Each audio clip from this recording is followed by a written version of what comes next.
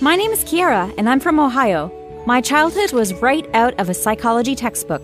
My parents disappeared one night, leaving my brother and me begging for scraps at restaurants, until we were thrown into an orphanage. But it was at our prestigious boarding school where the greatest success of my life happened. I heard a scream one morning and rushed into the hallway.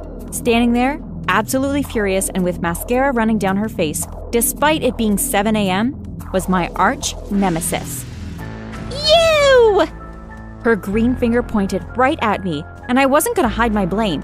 I was proud of my latest invention. You're curious to know what I did, right? Well, keep watching and I'll tell you all about it. Have you ever dreamed of romance?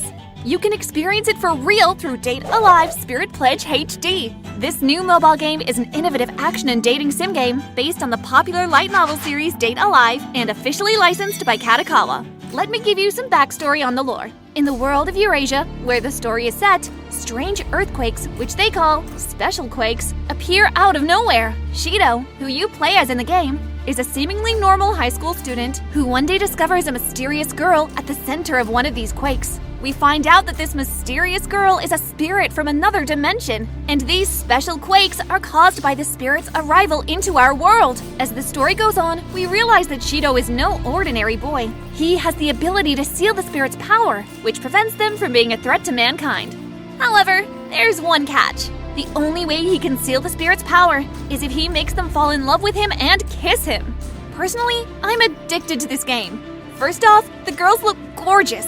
The graphics are amazing and their outfits are so cute. The game also has way more unique outfits than what they show in the original manga and anime. And don't think it's only about romance. There's so much more. There's action and strategy, so when you fight certain characters, you have to pay attention to personality traits in order to defeat them. It's really cool. My brother and I lived in an orphanage for a few years. It was awful. We were older than most kids there, so the workers ignored us. Sometimes we had to steal baby food from the kitchen, or we wouldn't eat all day. But out of the blue, a man in a suit showed up. He walked to the workers and they put us in his car, no questions asked. The whole car ride I was panicking in the back seat, but that went away when we reached our destination. Whoa, what's that? Your new home, said the man. We were in a small town, and on top of a hill was a huge, stunning building. It looked like a school, but fancier, and it became our new home. My favorite part of the school was the lab. I spent hours in there, making all kinds of things blow up. My room was full of gadgets I'd invented, because with my after-school job, I didn't have much money to buy gadgets. There was one thing I hated about the school, though: Miriam. She was the richest girl at school, and for some reason, she hated me. I'd be testing out one of my little robots in the hallway, and she'd kick it. Oh, sorry, I thought it was a rat. She cackled while I picked up the pieces. I hated her so much. She even made my job miserable. I worked at a classic diner in town. Excuse me, I ordered strawberry. She ordered chocolate, and she ordered vanilla. You gave us the wrong milkshakes, she complained. Just swap, the flavors are there. It's not my job to swap, it's your job to give me what I ordered. But I couldn't complain. Miriam's family owned the whole town, including the school and the diner. Not only did I have to put up with her bullying, but I had to see her dumb face on portraits everywhere. After a long shift, I walked back to the dorms exhausted, but I was shocked awake. At the door to the dorms was Miriam making out with some guy. They split up, and that's when I saw who the guy was. My brother! Are you kidding me? Kiara? Don't mind us. We're just having some fun. My mortal enemy giggled. My brother looked like he had no idea what was happening. I marched over to him and I punched him in the face. How could you, Kai? Then I slammed the door in his face while he tried to follow me. Now I was truly lonely. My brother was the only person that cared about me at all, but now he was my bully's pet. He carried her stuff and walked behind her like a lost puppy. I couldn't believe he would do this to me. He called me a few times to try to make up. How can I forgive you for dating her when I spent years crying to you about her, making my life miserable? I always hung up on him before he could get a word in. I didn't care. He had betrayed me. I thought my world couldn't get any weirder until I got a call to the dean's office. "You wanted to see me, sir?" Then I saw the two people standing next to the dean. There was a woman who looked just like me, but older, and a man who looked a lot like my brother. The woman gasped and ran to hug me. I hadn't seen them since they abandoned us, but I recognized them anywhere. My parents were back. Their sudden return forced me to be civil with my brother. "I don't trust them," he said, and I felt the same, but it looked like they needed our help. "Could you get us a job around here? Anywhere. We just want to be around you, kids," explained my dad. It felt fake, but we did need help at the diner. That didn't mean they had it easy, though. "Dad, I need 3 French fries and 5 burgers now!" my brother shouted. "No, you gotta put more weight into it," I told my mom while I made her scrub the floors. Hi gave me a sneaky fist bump over how we tortured our parents. Hey, they deserved it. Don't forget, they abandoned us. Stressing my parents out made me want to annoy more people, and I had the perfect opportunity to kill 2 birds with 1 stone. We had to swim in the freezing lake for PE, and I made sure to get out of the water before Miriam. Just imagine the look on her face when she got out and her towel and clothes were gone. Hilarious! Then she ran to the locker rooms, which I naturally locked. I even stuck around to wave at her through the tiny window. She looked ready to murder me. And murder me she did, or at least she tried. She started coming to the diner more often, and not only was she hella gross with my brother right in front of me, but she made huge messes. Oops, Butterfingers! She smiled while I crouched down to clean her spilled milkshake. She made my job impossible, so I had to apologize. "Miriam, I made you this. It's on the house as an apology," I said to her and handed her a strawberry milkshake. She snatched it out of my hands and kept talking to her friends. The next morning was the happiest moment of my life. You! Her green finger pointed right at me, and I wasn't gonna hide my blame. I was proud of my latest invention. Miriam was surrounded by other girls. I didn't know my secret ingredient would even turn her hair green, but I was glad it did. She looked like some sea creature. "I'm gonna kill you!" She lunged at me and other girls held her back. I had an early shift at the diner, so I rushed out before I had my hair ripped out by the Loch Ness Monster. I was working when my mom came out of the kitchen looking mad. "You turned Miriam green? What's the matter with you?" "It's none of your business, Mother. You don't understand." "Oh, I think I do. And you're grounded." I didn't take her seriously, of course.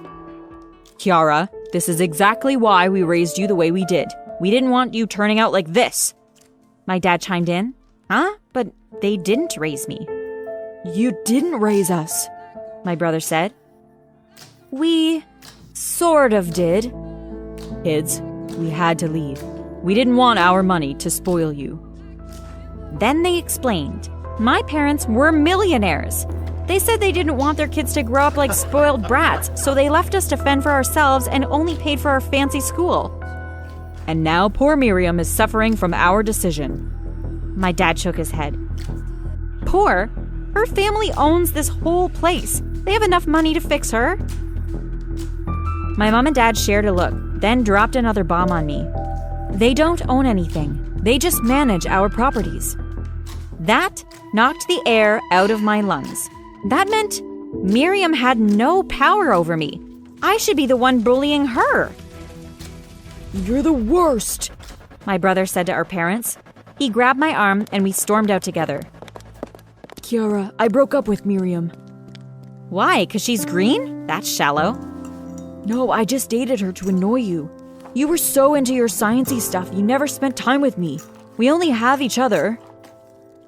My brother was right. I neglected him, so he had given me a taste of my own medicine. Our parents were actual demons, so we had to stick together. I couldn't leave my sciencey stuff now, though. It was more important than ever. See, my parents told us they spent years traveling, curing diseases and helping the needy, but I didn't buy that for a second. I couldn't let them control me, so I had to find the truth. I snuck into the dean's office that night, which was actually my parents' office. It looked normal, but I had seen enough spy movies to be able to tell when there's some hidden compartment. The floorboards only creaked in one place. Bingo! I used one of my ultra-thin knives as a lever to remove the floorboards. There was a trap door and underneath a little room. A huge vault door took up an entire wall, but there were all sorts of scanners all around it. I had to leave to collect samples. I came back the next night with an arsenal of my parents' DNA, vials of spit, hair, nails, a balloon full of their breath, and contact lenses that looked just like their eyes. Don't ask how I got them. A scientist never reveals her invasions of privacy. I put all the samples on scanners like I was doing a puzzle. Something in the vault door cracked and it opened. Huh? This is gonna take months. All I could see were boxes, mountains of boxes with more boxes on top. How could I possibly go through all of them? I opened the first one and found it was full of rocks? Are you kidding me? The next one I opened was full of paper, but it was all blank or random newspaper clippings. They had a vault full of trash, but my gut told me there had to be something hiding in there, something big.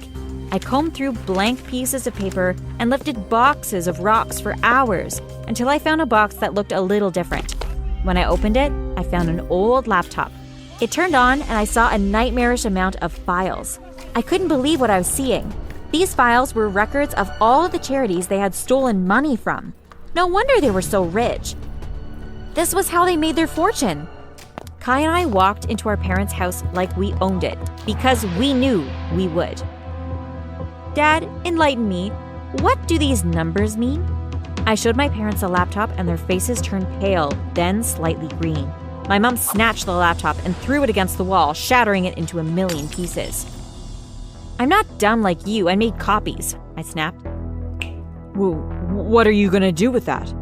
My dad's voice trembled. He knew he and my mom would spend the rest of their lives in prison. Nothing. As long as you behave yourselves and obey me, I grinned. I had my parents in the palm of my hand. My parents left town that night. I told them if I ever saw them again, I'd make them disappear, legally or not. I didn't just banish them, though. I took all their money, too. Parents usually wish for wealthy kids, right? With their money, I also inherited all of their properties, which meant I'm the principal now. I skipped around my school making all sorts of plans while Miriam's family packed their stuff. Don't worry, they're not unemployed. I even gave Miriam a job. She's the head hamburger flipper at the diner. God, I'm so generous. I hated knowing how my parents scammed charities and sick people. Maybe that's what inspired me to give my school a complete makeover. I replaced most classrooms with labs, and we became a school for mad scientists. I love walking around and seeing kids of all ages inventing things and experimenting with all sorts of chemicals. My favorite part of the day is watching my brother clean their daily explosions. He doesn't have to do it, but he feels kind of guilty about the whole Miriam thing, and I won't stop him because it's hilarious. I'm sure you're wondering if Miriam's still green. I don't know if it's the heat from the hamburger grill or all the rubbing from scrubbing floors by hand, but it's kind of going away. Good for her, right? For her, right? For her,